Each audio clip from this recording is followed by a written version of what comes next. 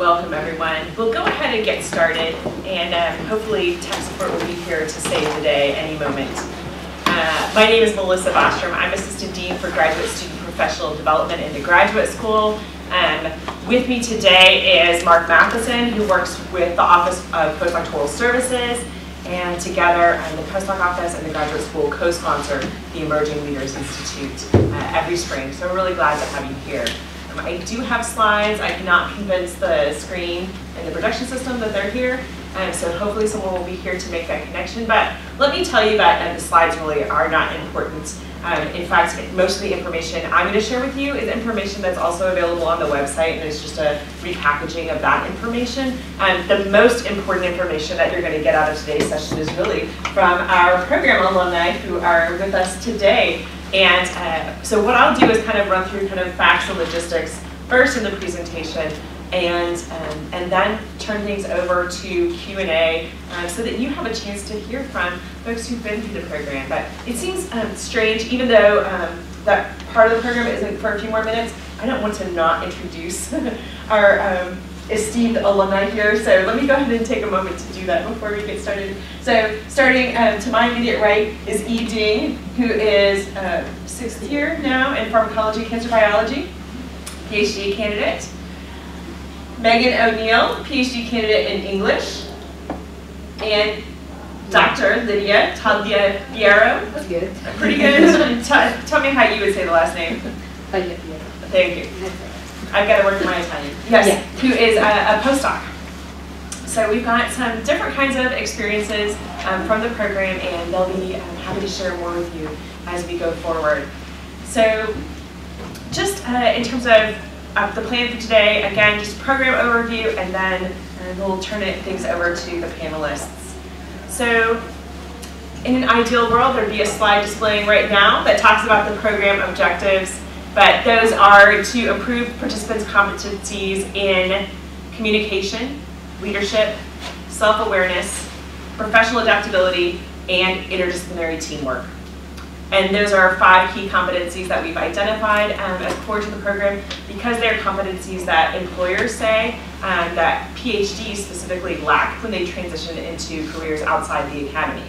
Now, those are also very useful skill sets to have within the academy for folks who want to advance their careers.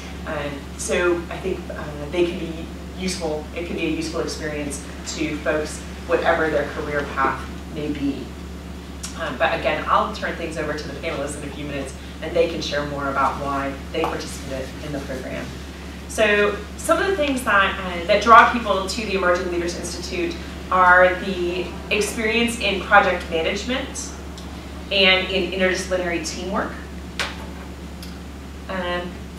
We also do a lot of focus on self-awareness. As I mentioned, that's a key competency. So we use 3 self-assessments. Currently those are StrengthsFinder, which now has been rebranded as Clifton Strengths. You probably know it as StrengthsFinder. We also use the Emotional Quotient Inventory, which helps assess emotional intelligence, and then an assessment called Human Patterns, which looks at about 63 different dimensions of human behavior and preferences, both under normal conditions and then under stress. And I say normal in quotation marks because I have a hard time believing that graduate students and postdocs have that, normal without stress, but you do. And then along with those assessments, there's an individual professional development coaching session with one of our facilitators that every participant takes advantage of. And participants also tell us that they're interested in the program because of the opportunity to focus on communication skills and practicing those in some different contexts. And really that this program, the idea of this program is to set you up for really a long-term and professional engagement in professional development, so that the Emerging Leaders Institute is not the last professional development endeavor that you start with, but it's just the beginning. And so that's kind of what we tell people. And again, I'll turn to my colleagues to tell you whether they found that to be true. So we do now have the dates for all the program sessions up on the website. So if you haven't seen those already, they're all on Friday afternoons They all take place from 12:30 to 4:30. We will be on West Campus. We're still sorting out the room assignments. But those dates will be February 9th, February 16th, February 23rd, March 2nd, and then there's a break, and then March 23rd will be the final session. And we do require everyone to agree that they can attend all the program sessions in order to complete an application for the program, because the number of participants is so limited. You can only take up to 20 participants per year.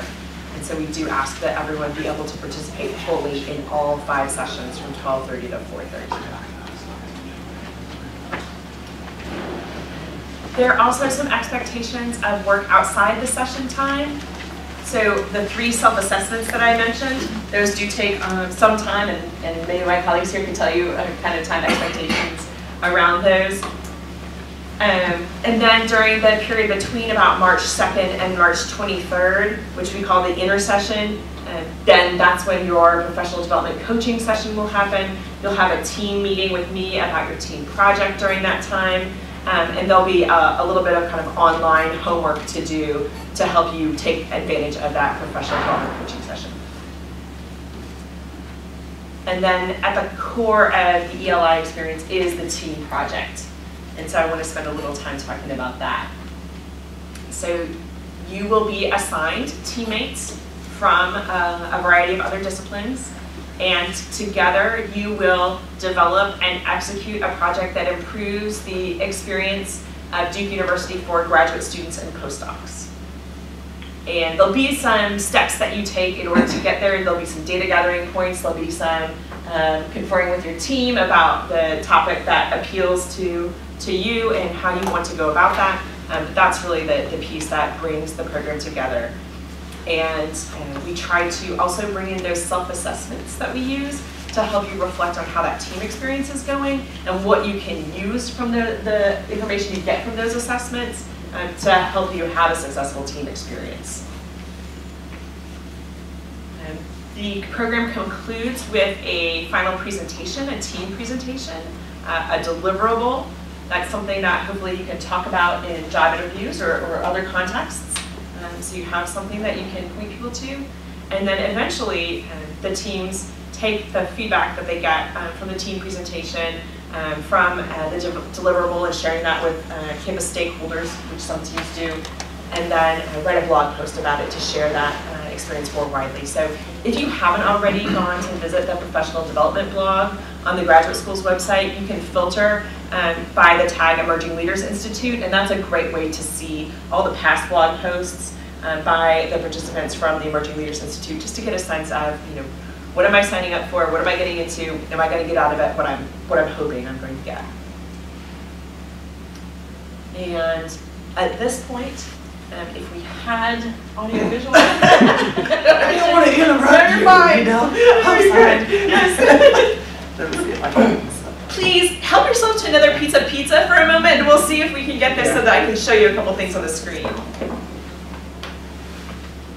And thank you for validating my sense that I could not get it to work. I'd be embarrassed if you walked right in and got it to work right away. Yeah.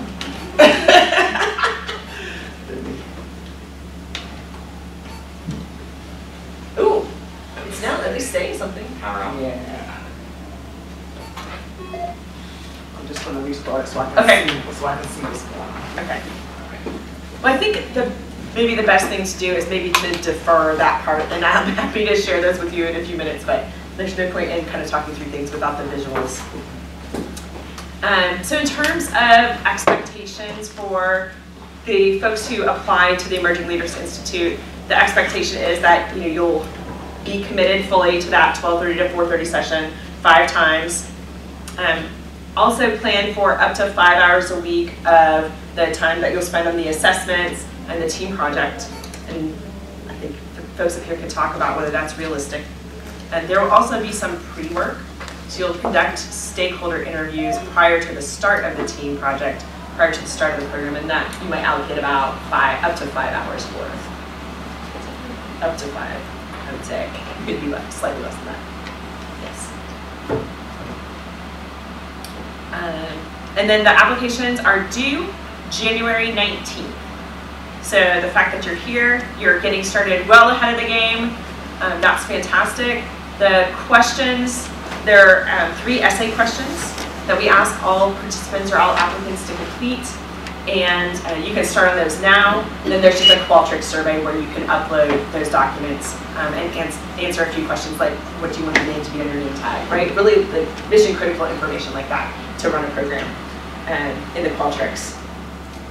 We can take up to 5 postdocs per year in the program and up to 20 total participants. And so in addition to those 3 essay questions that I mentioned, then you'll also submit a CV or resume. And in the course of those essay questions, you'll talk about your career goals and your past professional development. And so you can choose whichever is most relevant for you in terms of a CV or resume, having identified your career goals. Does anybody have any questions about the kind of logistical pieces that I just ran through? You mentioned deliverables. What sort of deliverables do we usually end up with? Sure. I think at this point, maybe I'm going to turn things over to our alumni. I think the deliverables can be in all sorts of types.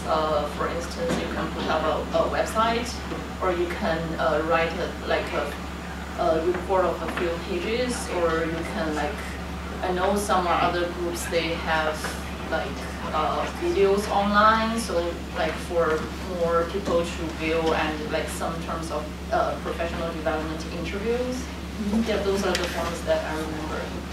It kind of depended on what the problem that you were tackling was, what kind of deliverable you ended up with. So yeah, so there was a team that I remember that was trying to highlight graduate student experiences mentoring. So they reached out to a lot of different types of initiatives and organizations on campus that had graduate students doing mentoring, and they had this process of trying to figure out how do we highlight mentor experiences. So that ended up being on the web. But our team ended up with, yeah, E and I were on the same team, but we ended up with something that was different. We were doing kind of a communications reevaluation assessment plan. So we ended up with a survey and kind of a little, I don't know, like policy white paper type thing, and then also a proposal for like an advisory group. So it really depended, I think, on the type of question that you were asking. Yeah, I remember the year before. It all depends by the project that you decide to work on, but nothing crazy, I would say. Everything pretty doable. So, yeah. Yeah, we do work really hard with the teams to make sure that the project that you choose is something that you can actually execute within the time frame of the program and still be alive at the end of it. And sometimes teams are very ambitious. Yeah. But our team had like a huge idea at first that would have never been able to be done in 2 months or whatever the time period we have. But yeah, you go through advising sessions about that too, to kind of narrow your focus from redoing all of the communications for the entire university to doing something else. Yeah, very. You can also see some examples of the deliverables, and I would show you if the technology were working. Sorry about that. A couple of teams have created websites. One is from last year's group, Advice for the New Mentee, that had kind of an agreement between, or at least questions that can guide a conversation with a prospective mentor, that took the form of a Google Doc, so you can download it and update it kind of live, especially for students who might be rotating through labs and then needing to choose the right fit for them. Another group the year before put together an unofficial mentoring website as well. So those have been, those are things that you can look at. If you look at the blog posts and filter by ELI, you can see some of those projects and see the links to some of those projects. So it does really depend on what the team's objective was and how they chose to create a deliverable. Are there other questions about kind of logistical pieces?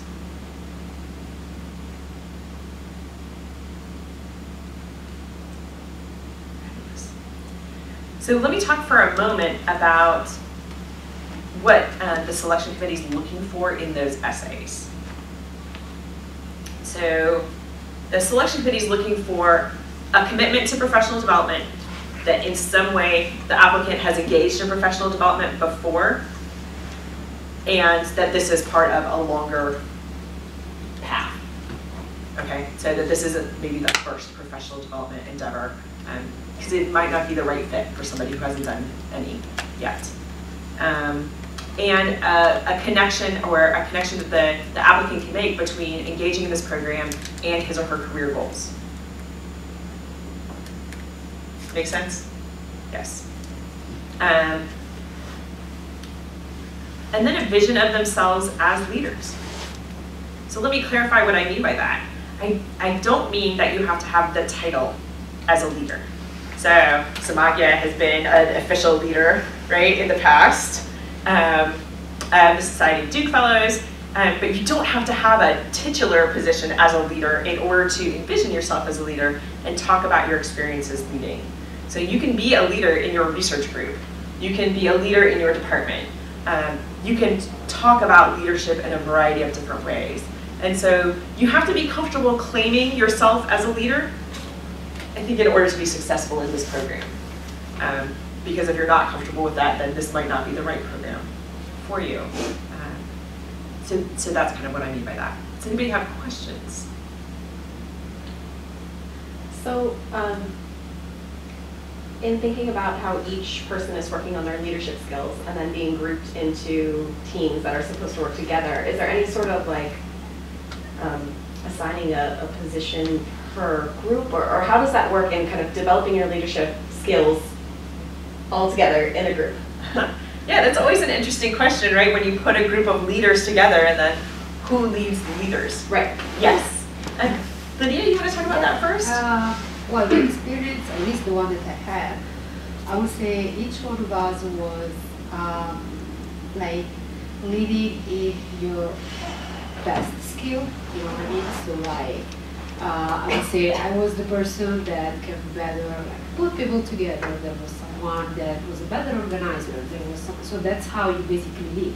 You lead on what you are, what is your best thing to do, and it comes pretty natural, I would say, because what you want to do is create a nice environment. You need to work with these people, and with some of them, and you still have some really good relationships. So like, what you want is the group to be successful and identify yourself within the group.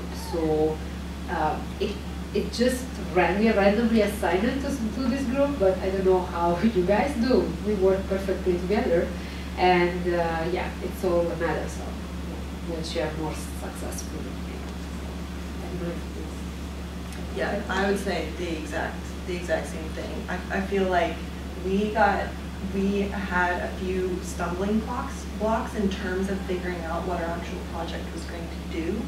But I feel like we had, and we talked about this at the end, we had, I felt like my thing that I could bring to the team was kind of like this kind of like finesse piece. And Yi was definitely like our executor. Like, she was always on the ball. She was getting something written.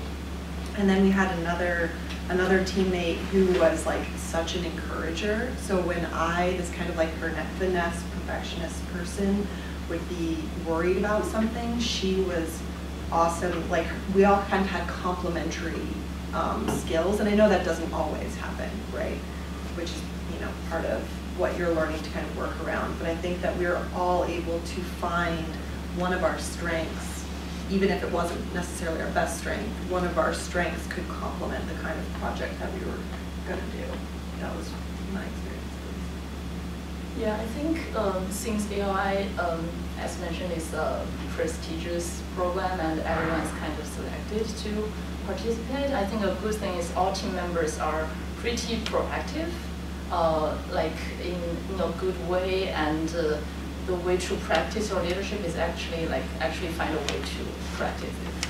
So I think it's a very great experience that everyone like kind of, it's kind of interesting that everyone with a leadership could like work together with something great. Yeah, and Yeah, I would say too that one of the first things we did was, what was that thing that we did where we identified different like types of people?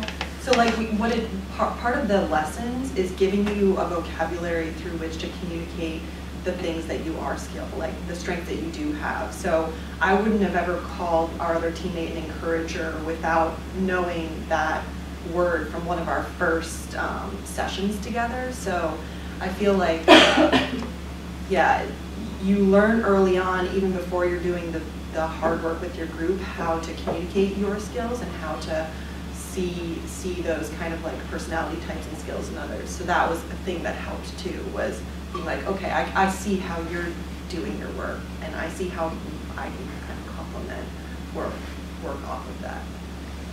So the language that everybody's using, I think, is from StrengthsFinder. Okay. Yes. And so one of the things we do is, of course, that can be very useful individually, and then we also do a team map, right? Looking at where the team's strengths fall for each individual team member. And there are 4 domains that Gallup has identified with that StrengthsFinder instrument. And so seeing where there might be lots of folks who have a strong interest and strength in, say, executing, and then maybe there is not as much strength and interest in communication, for example, to try to identify where the weaknesses might be of the team, and then also identify places where there might be competition. So we do that pretty early on in the program. Is that? Yeah, no, that was great, thank you.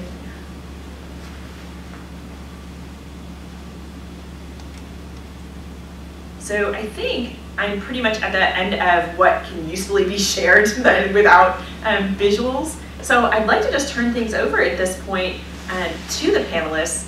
I do want to share that there were a couple of questions that were submitted as part of the registration, and I'll share those with our panelists first, and then we can kind of open things up because that might build up some more questions for folks who are in the room. So panelists, and maybe I'll start with Meg this time because we started with the other 2 first. So what is the true time commitment of this program? Oh, geez. I need to remember back. So I think it's dependent on how much work you invest in the beginning. Because for me, I really took those stakeholder interviews pretty seriously. So I might have actually spent more than the kind of like 3 to 5 hours talking to different people about the things that they saw that could be improved in graduate education in general. And I think for me, that was actually it was a tangential part of the Eli experience, but it was one of the most important for me, just learning who to talk to and why and how to talk to them, how to communicate with people in the provost's office, people in the graduate school, people in the libraries.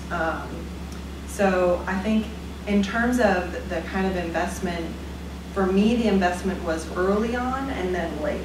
So there isn't much kind of like, there's some homework and there's some self-assessment stuff, but I kind of imagine everyone enjoys that to a certain extent. I don't know what you guys.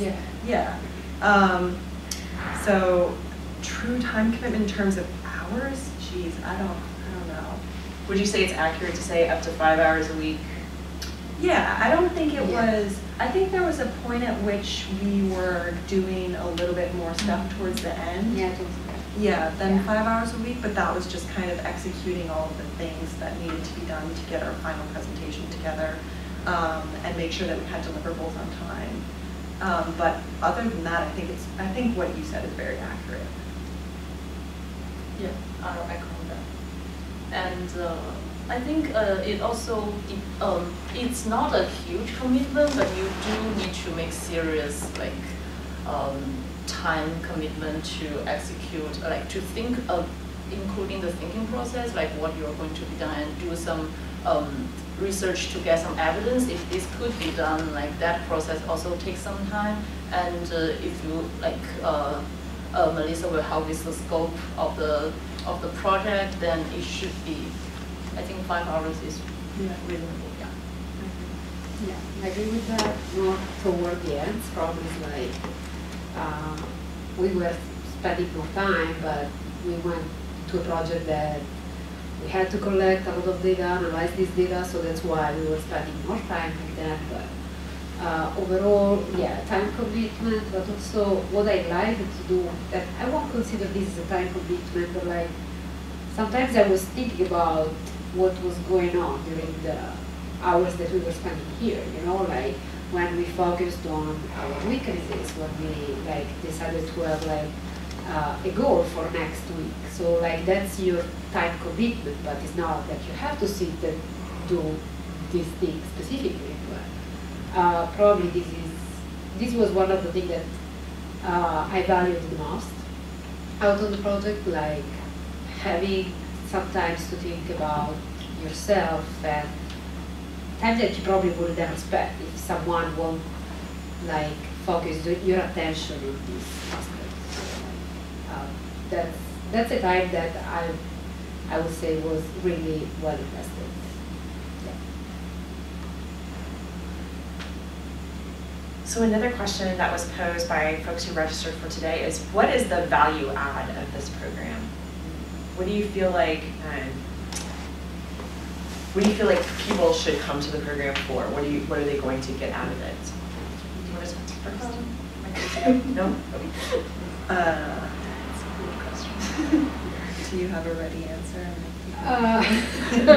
All right, we can try. And that was fun. It was like going there. I have no idea. All right. So, or just back to Melissa. Just asking. Connecting to what I just said, I really think the fact of focusing yourself as a leader in your daily life, nothing like huge, nothing crazy, but what is your value? What you can, what are your strengths? What are your weaknesses? What you can work on? So overall, I will say that the most valuable thing was, again, focusing the attention on yourself within an environment of people that wants to be leader as well. So like what I can bring, what I can like learn. So it's a sharing experience, I would say, and also probably the fact that there are things that I never thought about, but probably I always knew, but never thought about. Like one was crazy. I remember when I did the emotional intelligence, I found out that I have like, so that you have a scale and I had no impulse control. So like from a scale to 0, I was below 0. So like, okay, what's going on? So like, and this helps you to think, helps you to find yourself somehow. So this is a very strong value. So that's why like being part of this program is, I would say, a privilege somehow. Yeah. Yeah, I think I would second all of the things that Lydia just said. I would also say that for me, and this is kind of like a touchy-feely thing, but I felt like for the first half of my graduate education, I was kind of like drifting a little bit, and I don't think I really knew that professional development was a thing that I needed to do intentionally. And so I started going to some of the professional development various events through the graduate school, and realized that it was actually through a lot of those events and the things that I was learning at them that I kind of realized what I actually wanted to be. So it was, for me, doing a program like this wasn't because I already knew exactly what was next. It was more like it helped catalyze or inspire things that I kind of knew about myself but wanted to know better, or helped me learn about the university in a way that I didn't understand it before, Duke specifically, and higher education more generally. And also helped me develop the kind of like professional development habits that I didn't have until then. So I think for me the value added was maybe in that kind of like intentionality with which I started to pursue some of the things that I found out about myself through professional development events more broadly, but UI more specifically. So I don't know how to capture that in a small value-added statement, but yeah. Yeah, I'm kind of in the similar situation with Megan. So when I apply for the program, I kind of have some ideas, although I spent a few years to like to know like what I'm really interested in. So, and I think there were two major points adding on the previous talk. So one is that it's really a good experience to work with people with multidisciplinary and multinational. In our team, we have another member, Louise, from Kenya. And I study pharmacology, Megan studied English, and Louise studied public health. So you can see it's a really diverse mixture and interesting experience to see how like different people will add up to the team project. So that's one thing. I think another thing is it's a program that is really resource intensive. You can see, I feel like it's a graduate school, some investment, like it's a heavy investment, I'll say, on you, because the program, the resources, the assessments and the lecturers are really prestigious, and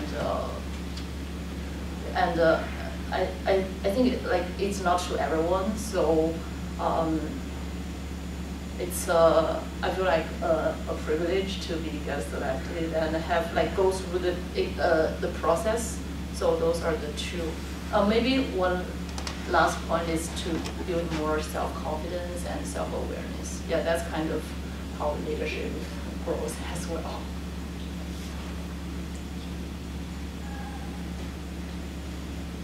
What other questions can we answer from the group? So I have a question just for you personally. How did it affect kind of the communication lectures? Did you see them have a like dramatic effect on how you interacted with your coworkers or like boss or subordinates in kind of your current positions? In terms, so you're talking about specifically in terms of did it make you a better communicator in the positions that we're currently inhabiting? Right. Were you able to see kind of in learning the language and you said some of these like terms that you use to describe people's personalities, did you see that kind of take effect in your current position, in addition to thinking kind of how it would help you in a future career? Could you see that transition? Yeah, that's a really good question. I would say for me, yes. So I originally was going to graduate last year in the spring that I took, that I participated in the program. And I ended up, I've had kind of like rocky mentorship at Duke, and that's not to do with my mentor, it's mostly having to do with me. And so I feel like for me, this has had a direct effect in how the kind of like, I don't want to say that the contract that I have with the person who's mentoring me, but in the way that we talk about like my set of goals and the way we talk about how we're going to meet and when we're going to meet, and the types of things that I need from that person versus what they need from me. I feel like I am infinitely better at expressing those things to that one person in particular, in addition to my larger committee. But I also, so I am working on a fellowship in the Office of the Vice Provost for Fast Connections, and so I work on kind of in a communications type position more generally. So I feel like it's helped me there too in terms of working with someone who, like, yeah, without going into further detail, yeah, it's really helped me be able to express more clearly the things that I can do to help in a position that's kind of doesn't have necessarily certain parameters. And also it's helped me help the other person tell me how I can do better.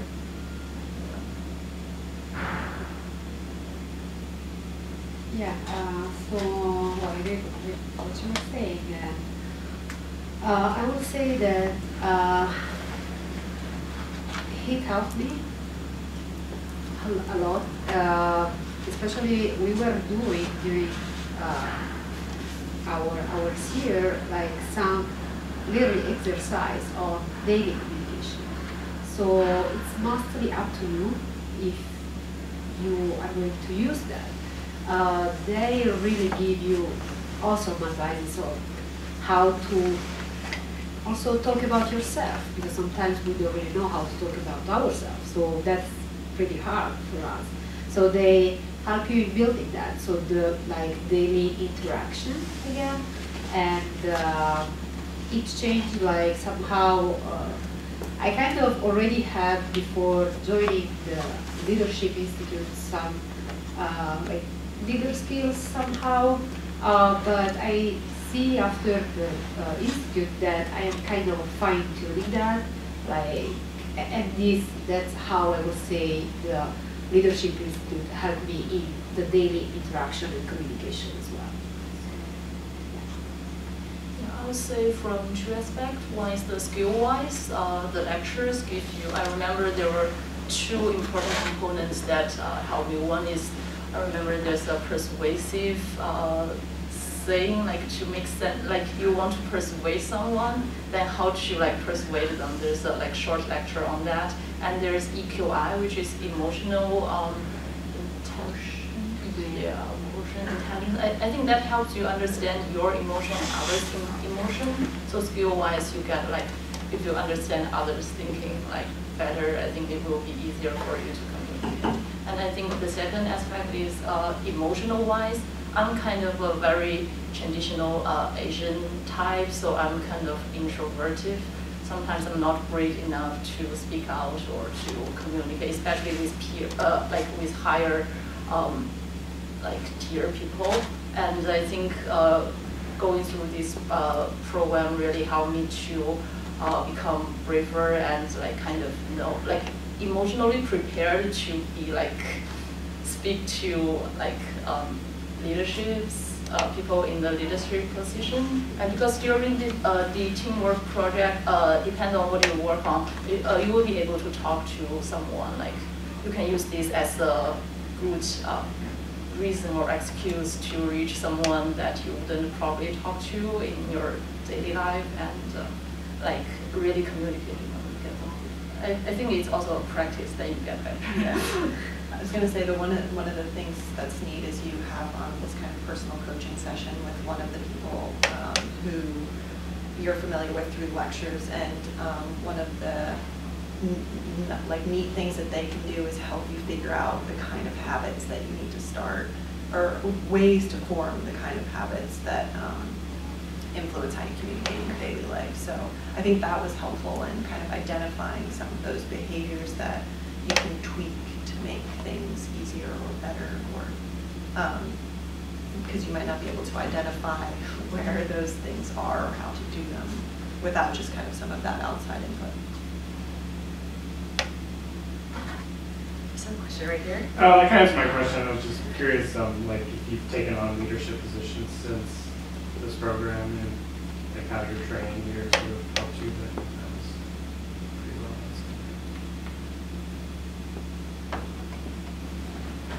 answered. Nora? I was just wondering if there's if you feel there's an ideal time within the trajectory of grad school to be part of this program, or just kind of depends on each person, or do you all feel like you chose a good time within the scope of your the arc of your PhD or your postdoc? I wish I could have it earlier. I had it on my 5th year. So because in the previous years, I think I struggled with a lot of things, and I don't think I could be elected somehow. Yeah, so I would advise, if you have a chance, maybe for doctoral student, maybe after prelim, it's a good time to start thinking about the career and professional development, and have those skills hands-on. Therefore, you can use them and practice for a few years. Then you'll definitely have a shiny resume. Yeah, I would say between years 4 and 6, so post prelims, but potentially before you think about going on the job market, regardless of what kind of job market you're going on to, whether it's academia or all tech. I think sooner is also better, but I did it later and benefited a lot, so yeah.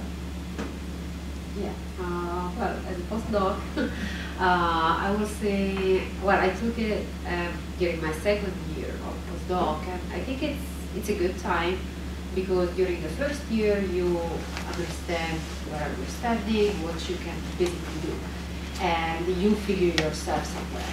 And now I'm in my third year of postdoc, so basically I got out of the institute skills that I think helped me and are still helping me to move toward the career path that I want to go through. So, yeah.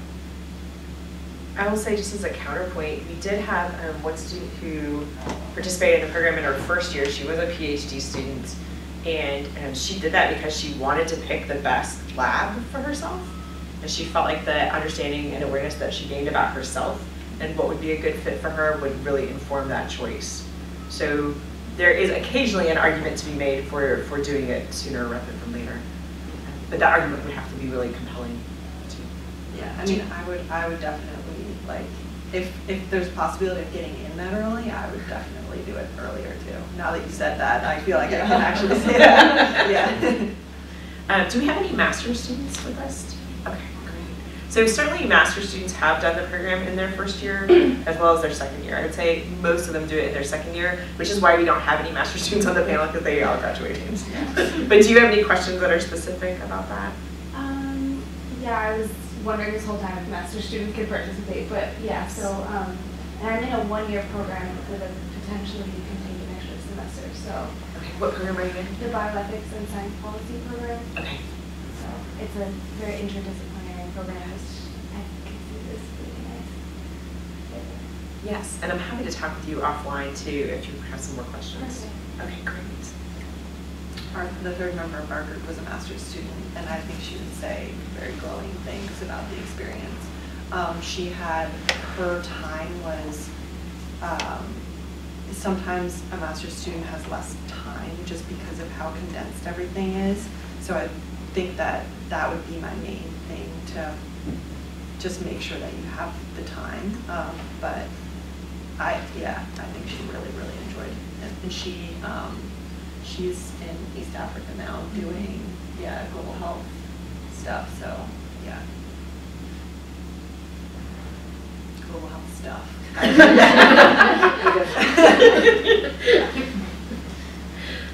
What kind of project did you do last year together? Sounds like you're team members. Yeah. So we were in the like after the stakeholder interview, you will put out all the concerns from the interviewers, and our group choose to try to solve the development, professional development, and in the process, what we I would say in shorter sentences. Yeah, we were kind of trying to think about the way in which opportunities through the graduate school and other venues were communicated to graduate students generally. So initially we had this big idea of what is professional development, and we're like, no, we can't take that kind of thing on. But yeah, what you do is everybody has these stakeholder interviews, and you identify main topics and kind of put them into diagrams, and then teams pick based on kind of what they're interested in more specifically. And yeah, so we took on trying to figure out how certain opportunities for professional development could be better communicated to the populations that would be most invested in them. So we did kind of this, I think I might have mentioned this before, but this kind of more holistic look at, okay, we created a survey to try to figure out how students are receiving this kind of information, how effective it is, and then we proposed a redesign plan based on that information, or based on hypothetical information actually, because that survey was like part of our deliverable. And then our third component was proposing a plan for kind of a small advisory council about communications with the graduate school. So that was ours.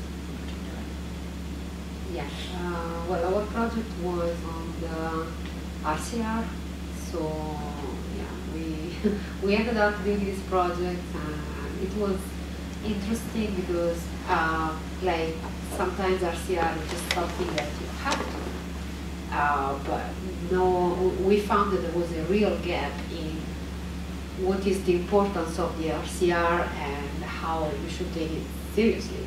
And here at Duke, we are really, I would say, lucky because the RCR program is one of the best in the country. And like, well, on our blog, I remember like Anne, you wrote another blog about our RCR project. And I say that basically we are flying on a first class flight, but we don't know about it. So we basically, yeah.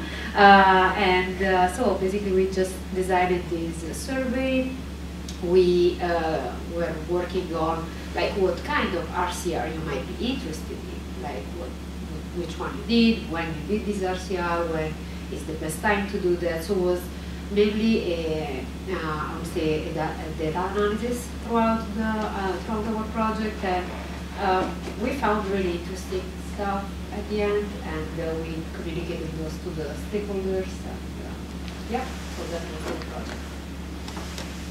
I have one more question, because you mentioned when you are doing the project, you somehow force yourself to talk to people you usually don't talk to in your daily life. Mm-hmm. Can you give an example?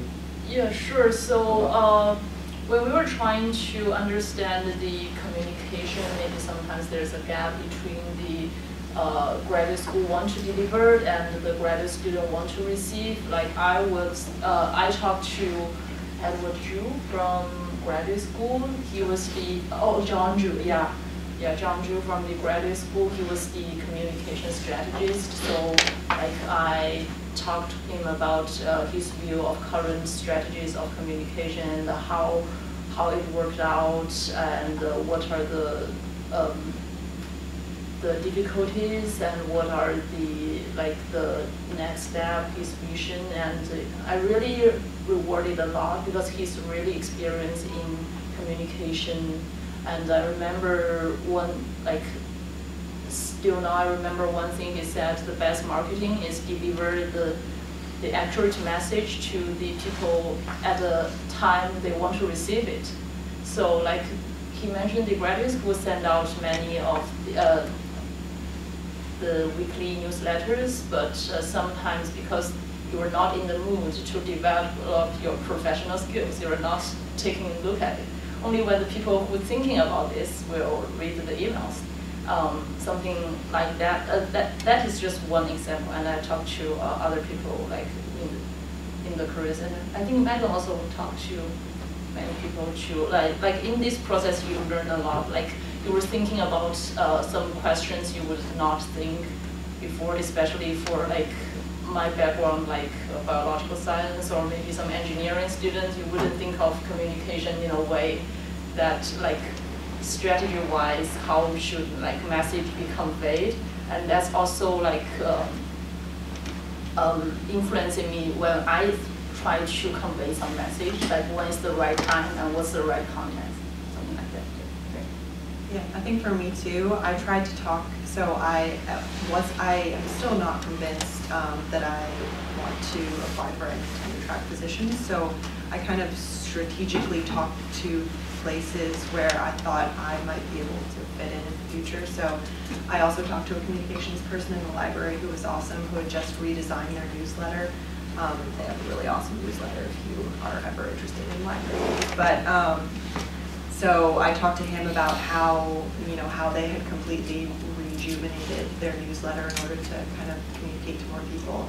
I also talked to, like I said, people in the provost's office and people doing kind of curriculum development. So for me, I tried to reach out in those kind of initial stakeholder interviews to places where I thought it might be interesting to know someone and where I thought I might be able to fit if I wanted to do something in higher education that wasn't going onto the tenure track.